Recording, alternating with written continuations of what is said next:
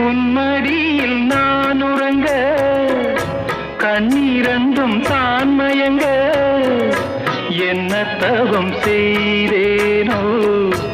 என்னவென்று சொல்வேனோ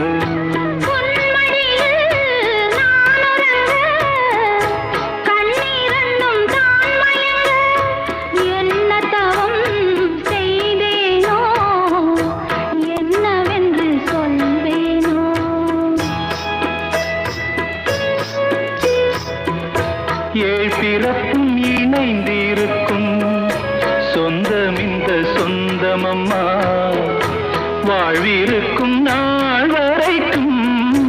தஞ்சமுந்தன் நெஞ்சமம்மா